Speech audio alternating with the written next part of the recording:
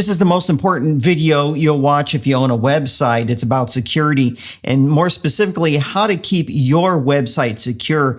Unfortunately, security can be a complicated topic, but in this video, I'm going to make it perfectly digestible for all of us non-techies out there. And there'll be different sections in this video, and it'll all be broken up in a table of contents. So if you want to know how to keep your website secure, this is the video for you.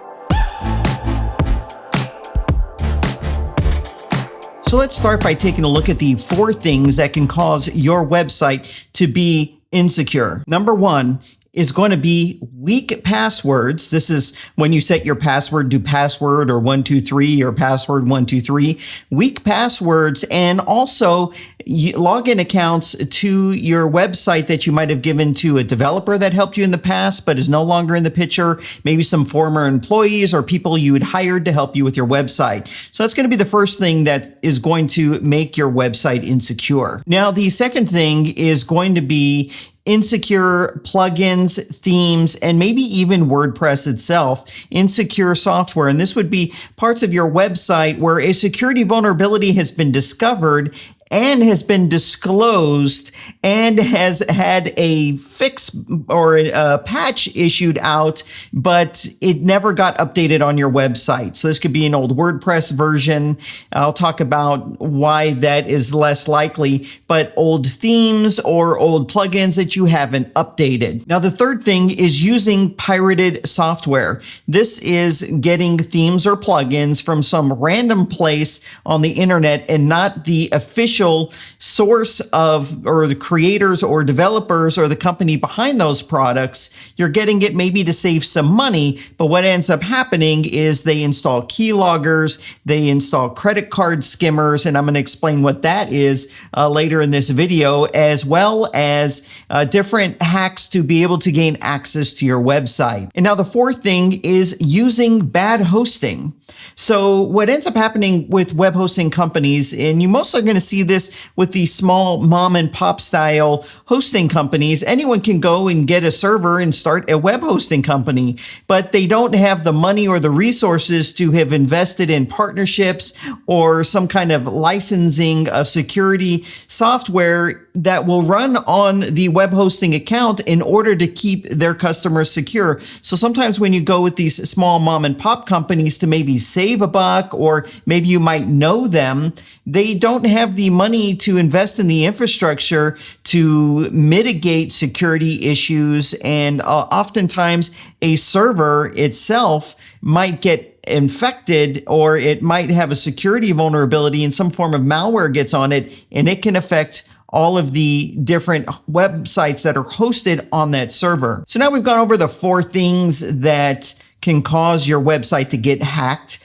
Let's now talk about what happens when your website gets hacked, the ways that you're going to see and notice that it's been hacked. Now, the most common thing that you're going to see is links on your website have changed and now go to other websites that you do not want to have anything to do with. So this would be, say, on your website, you have the menu navigation at the top and someone wants to click to go to your about page, and then it goes to some pornography page or some kind of organization page that you don't want to be associated with. This is what ends up happening most of the time, and it's usually pornography or something like that. Your website, when someone clicks on a link, it goes there, or you might see it, someone visit your website, and then after a few seconds, then it redirects to some adult related or worse type of website. Now, the second thing that happens often is a software will be uploaded to your website, and it will have a link to download the software, and it might be some pirated software or something like that.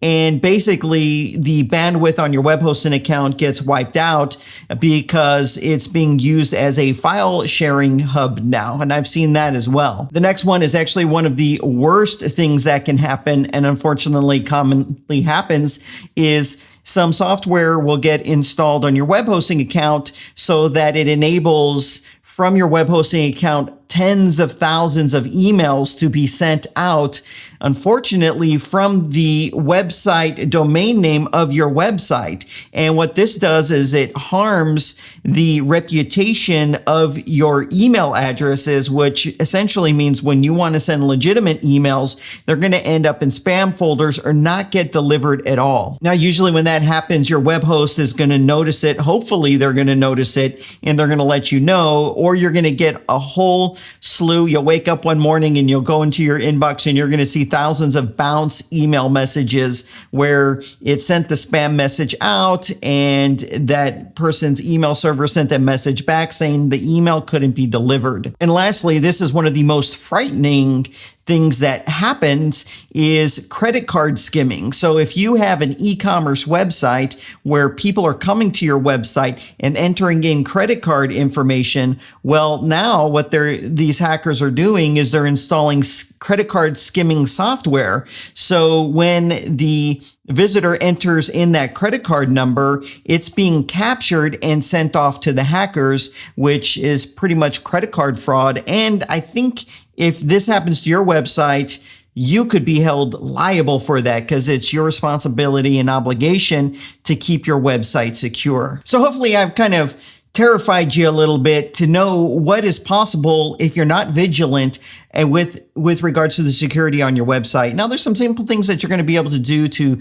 make your website much more secure. And we're going to go over those things right now, step by step. So here's some of the things you can do to prevent something like this happening, your website being hacked. Now, the first thing I've covered so many times, and no matter how many times I make a video or suggest this, there's always going to be a certain part of users that don't ever get around to it. And so the number one most crucial thing that you need to make sure you do is have an off-site backup of your website. Do not trust your web hosting company to make a backup of your website. It's nice if they do that and you can try to use that if an issue occurs. However, you cannot trust that they get that done. I have had websites on hosting accounts where they dropped the ball, they blew it, and I got screwed in the deal. And I don't want that to end up happening to you, especially when having an automated offsite backup costs you nothing but a few minutes of your time. I'm not going to show you how to do that in this video. I'll have a link down below, but there's a free plugin that you can add to your website to easily be able to do this. So I'll just walk you through the name of the plugin. So you'll just go to plugins, click on add new, and you will search for WP Vivid. I never liked the name of the plugin, but the plugin works. It's right here, Migration Backup Staging, WP Vivid Backup. What this is going to do is allow you to automatically have a backup created and pushed off site to say Dropbox or something along those lines. So it's offsite in case you need it. Now, the second thing you can do is very easy and there's no reason you shouldn't do this. And this is to remove plugins and themes that you're not using on your website. So that's simple. You can go right here, for example, to themes. And here's a theme I'm not using. I can click on it on the bottom right. I can click on delete, then confirm, and that's deleted. And the same thing for your plugins. You can go here to plugins and you can just delete any plugin that you want. Now, it might look like I'm not practicing what I'm preaching here on this site. This site's actually installed on my local computer. It's not on a web hosting company an account, and it's not publicly accessible. So I do practice what I preach. Now, the next tip is really the best rule of thumb. It's something that I follow myself, and that is not to install themes and plugins from just random third-party developers. So I tend to stick to themes and plugins that are made by reputable developers that have a real business behind what they've created. And the reason I do that is because I know their rear end is on the line. Their reputation's on the line. So if there's a security issue or something's not done right, there's more eyeballs on that software and people using it, maybe people purchasing things from them. They have every single incentive to deliver a secure product. And if there is ever security vulnerability, quickly and rapidly patch it. And that's why on this channel, you don't see me talking about every little plug in here or plug in there. And that's because I'm extremely cautious of what themes and plugins I talk about on the channel, probably a little too cautious. But if I made a tutorial around a product, you installed it and there was some vulnerability and your website got hacked, and then you come back to me, I don't want that situation. I would much rather just stick to the reliable, reputable stuff that when there is an alternative for my website. So it's actually quite simple to do this. So if you want to install, say, a new plugin on your website, you click on Add New, there's some indications of whether or not you might want to feel safe or not feel safe installing this on your website. So for example, if I go to WooCommerce, so let's see here. It'd probably help if I spelled it correctly, but when you enter in a plugin or a search for a plugin and you see a list like here, we have a couple indications. So when you see the grid on the bottom here, we have reviews, and that's kind of an indication. This is a big indication how many people are actually using this. And when you click where it says more details, we get this little pop-up and we get some more information. You can read maybe some of the negative reviews on this. This is very important right here. When was the last time this plugin was updated? That means that they're sticking with this product. So for example, if I was scrolling down and here's an interesting product, maybe it meets what I need, but look at this, like no one really uses this product. It's only being used by 200 people. What that ends up meaning is the developer has no incentive to keep updating it and to stay on top of it and to make sure it's secure. There's no incentive for them to do that. So I'm super cautious of which plugins and themes I put on my website. The fourth thing you could do is enable auto updating on WordPress, your WordPress themes, and your WordPress plugins. But sometimes that can also cause some issues, and I'll talk about that in a moment. Now, enabling this is extremely easy.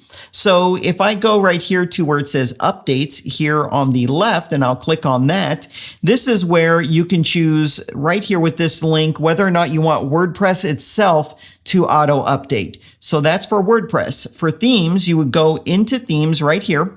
I'll click into theme details, and you can see there's an option right here that says enable auto update.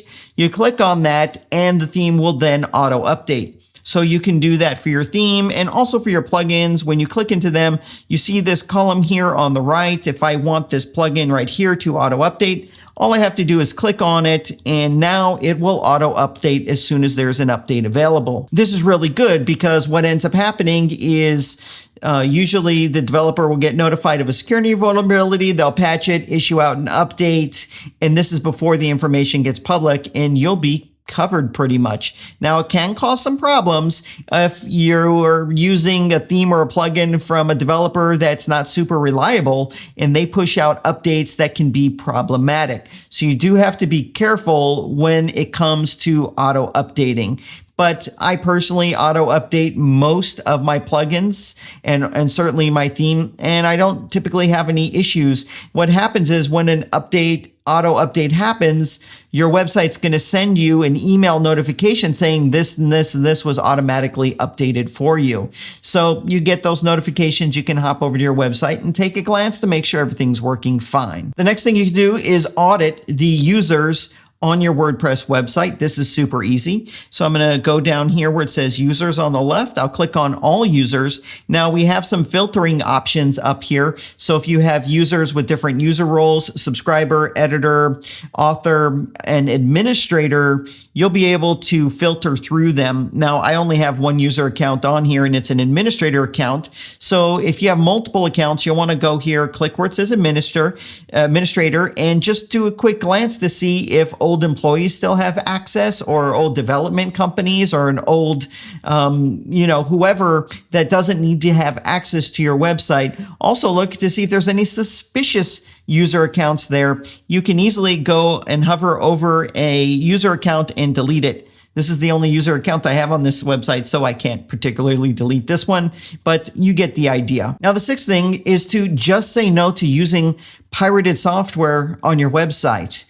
They install backdoors. They do credit card skimmings. That's a big thing that started in 2020. What credit card skimming is Say you have a WooCommerce store and you want to save a little bit of money. Instead of buying the extension, you find some random place on the internet to download it. Well, number one, you don't get support, but we don't always need support. Number two, you don't get access to updates when they happen. So if there is ever a security vulnerability, you won't get access to that. But a lot of times what happens is these pirated softwares will automatically add user accounts to your website, notify the hacker, and then they can log in and steal data. The scariest thing, though, when it comes to e-commerce is that they have credit card skimmers now. So it's a little snippet of JavaScript that gets added. And so when someone's on your website making a purchase and they're entering that information in a credit card or something like that, that information gets captured and sent off to the hacker. And this makes you liable because you're the one that decided to install this pirated software on your website. And now credit card information of your customers is getting stolen. You can get in some big trouble doing that. And this is a big problem that started surfacing last year, 2020. Now, I know we have to live in a world of reality, and sometimes people are going to take some pirated software. If you insist, only use it for testing on your local machine, on a local installation, not on a public website.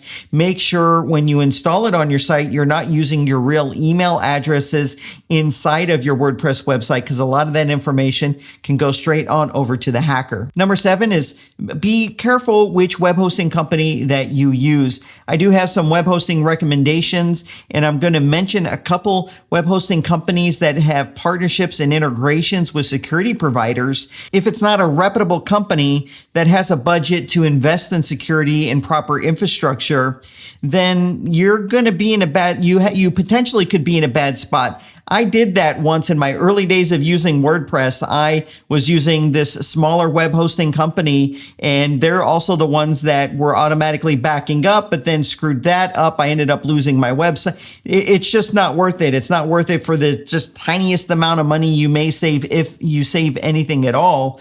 I prefer to just go with reputable web hosting companies. I don't want to have to waste my time and spend my time doing something to fix a hacked website when I could have just spent a little bit more money. Now, the 8th thing you can do is to stay plugged in to WordPress. And the way you do that is you can subscribe to this channel, and also give this video a thumbs up, by the way, but subscribe to the channel. Join the Facebook group that I have going on. When I get an alert about a security update, and I know I might have talked about this on my channel, I post that on my Facebook group. But the amount of effort that goes into making a video, I don't usually make a video to post it here on YouTube.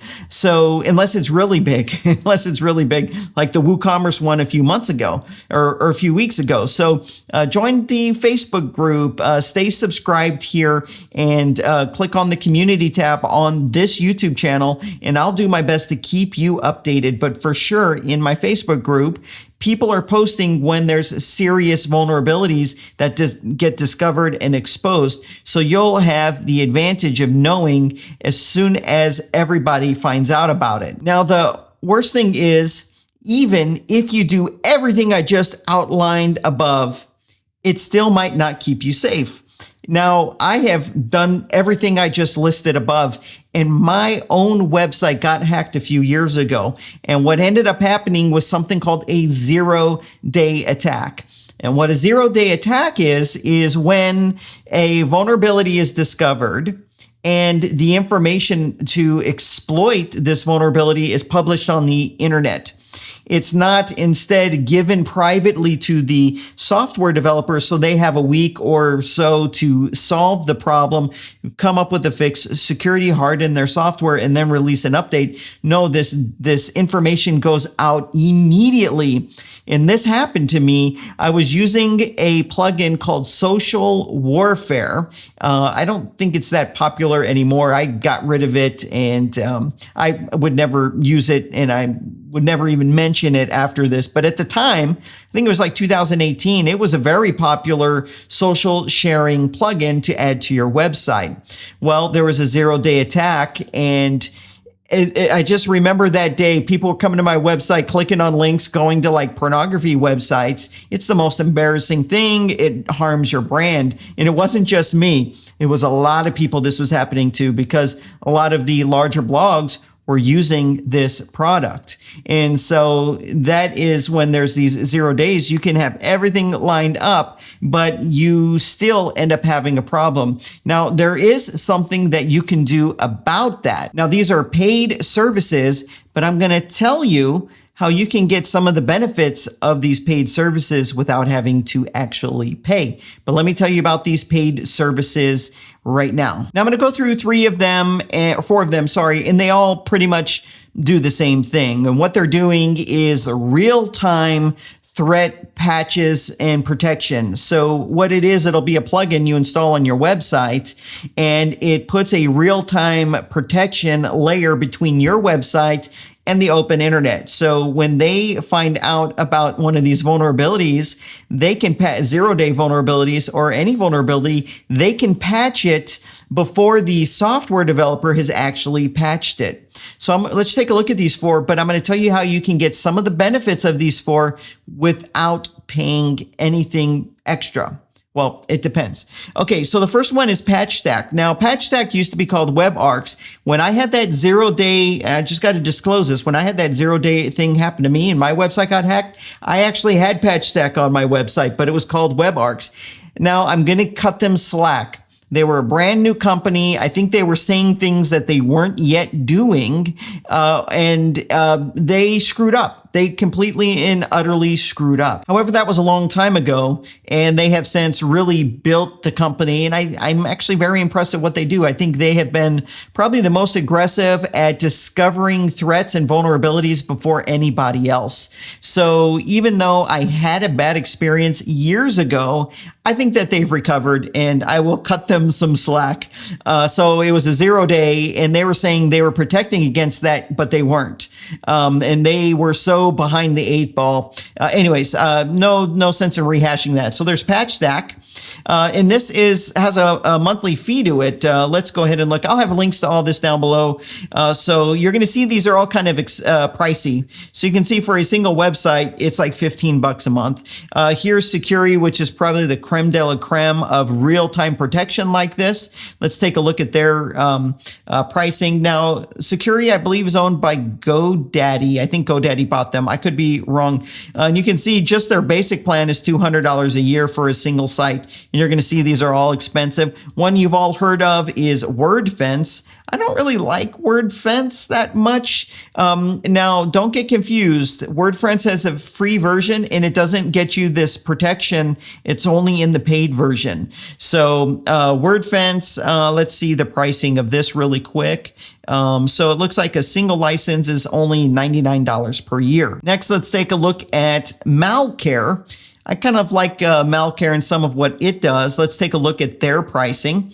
So Malcare is $99 a year. So you're seeing that they're all about $99 per year to $200 or $300 per year for a single site. That can add up really quick. Now, the good news is some of the larger web hosting companies already have a degree of this protection in place at the server level, so you don't have to pay for it and you don't have to install a bunch of things on your website. So let's take a look at two of those hosts, and it's pretty much the only two hosts that I really talk about here on this channel. Now, the first web host is going to be Cloudways, and I've got a discount down below for Cloudways. You can visit WPCrafter.com/Cloudways. I have the coupon code down below. It's going to save you 20% off for a few months. I personally use Cloudways. Now, Cloudways last month announced that they have a special partnership with none other than Patchstack. So I just showed you the cost of Patchstack. It's what, $15 a month. So they have a partnership agreement in place. Now, the services haven't been integrated yet, but I hear that it's going to probably happen by September of 2021. So if you're using Cloudways already, so many people on this channel already are. You've got this to look forward to, and I'm glad that they are doing it. Now, Cloudways already has an integration with some of Malcare's features as well. So Malcare has a really good system of preventing bot attacks on your website, and it's one tiny click inside of Cloudways to enable this on your apps as well. There's one other big thing coming to Cloudways. I don't think it's my place to disclose it yet in this video, but it's going to solve all the problems as it relates to updating your website and there being unreliable updates and preventing kind of an auto update from breaking your website. That's something that they've been building. I have been talking to them about it, and I've actually seen it, but I don't know when they're going to release it. I think it's going to be this year. So that's going to be another benefit of using Cloudways, and I'll be making a video on that when they finally release this enhancement. That'll be something unique to them that you really don't see on other services. So that goes back to what I was talking about, using a web host that has some scale to it so that they can invest in the technology and you just benefit as a customer. Now, the second web hosting company that I talk about in this channel is NameHero, and you can save 70% off signing up for NameHero. They're a really good web hosting company and they have a really solid service. I've got a link to that below, or go to WPCrafter.com/NameHero. Now, let me tell you what NameHero has for you. So they have this integrated service called Immunify 360. And this is a security suite that runs on the server that is going to detect if there's ever like modifications of files on your website, and it contains code that will make your website get hacked. It's going to catch those, prevent those, and also be able to roll those back. There's a ton of things that it does. You can read about it right here on the Immunify website. Now, what's weird is when you're here on NameHero's page, you don't see them specifically mentioning Immunify. Well, actually, here, let me do a search. IMUN. Yep, they don't even mention it here. However, if you have an account with them, so here is what the cPanel looks like. We can scroll down. Actually, it's easier. I don't like cPanel, but type IMU, and there it is, Immunify 360. So this is integrated for free inside of their web hosting plans. So you're going to get a lot of this protection, and it's just included with what you're already paying for web hosting. And you can see here with the discount that they give to WP Crafter subscribers, it's not expensive web hosting. I mean, it's less expensive than SiteGround, and it's also using Lightspeed technology, which allows you to use the LS Cache plugin, the free caching plugin that comes from Lightspeed. Now, I'll also include links to tutorials on how to set up Cloudways or set up NameHero with the Lightspeed cache. I've got videos on those here on the channel, and I'll include links to them down below. If you've been on the channel for a while, you might have already seen them. So lastly, let's talk about what can you do if your website is hacked. And unfortunately, if you find yourself in this situation, I know it could be very stressful, and it's ultimately an emergency situation. And you're really left with 3 different options here. So the first one is, if you heeded my advice about creating an offsite backup, you can try to restore a backup as far back as you know when the website, or you suspect when the website was hacked. So if there's a notice that went out that a certain plugin is vulnerable, you know that that's probably how your website was hacked. Well, look at the date of that notice and then restore a backup prior to that. This doesn't always work. It has worked for me. It's worked for people on this channel, but sometimes it doesn't always work in the situation where your website's been hacked, and then the hack included backdoors throughout your web hosting account. So it might not fully solve the problem, but that would be the first thing that you want to do. Now, the second thing would be to pay a service. So if I had to pay a service, the one that I would pick out of all the ones I talked about, I would go with Malcare. Malcare has really good technology in place to identify a file with the problem and also if something was inserted into your database. Malcare will just do it. Most of the time it could do it all automatic. And if you try Malcare and say WordFence and security, Malcare is going to do a better job than those other two services. And so I feel pretty confident in Malcare, and that's where I'd go first. Also, Patchstack has a malware cleaning service attached to it. And then the third one is you can hire someone. I don't have any recommendations, but I know in the WP Crafter Facebook group, there are people there that have the capabilities of doing it, but you only want to use someone reputable with a reputation and with reviews. The reason why is if they don't know what they're doing, the hack is just going to come back. So you definitely want to make sure that there's a guarantee in place, and you want to make sure that their butt is on the line through reviews and they care about that stuff. So basically, don't just jump over to Fiverr and hire someone for $10. They don't really have their neck on the line to make sure they do this thoroughly. So you want to choose a reputable company, and unfortunately, you might be looking at $80 to maybe $150 in order to have someone do that. Now, lastly, I'll just throw in some of the free things that you can do. There are security plugins inside of the WordPress plugin directory. A lot of the free plugins will give you a false sense of security, or they'll give you security through obscurity. That's by trying to hide things, but your site is just as vulnerable as it was. Everything I've outlined in this video are the best practices that if you follow, you are going to be fine and you don't have to worry about it. WordPress is very safe and secure. It's not WordPress that's the issue at times. It's the third-party plugin, the third-party theme from some random company. Unfortunately, and I hate to say it like this, it's the decisions we make for our site that can make our website insecure. It's not that WordPress itself is insecure.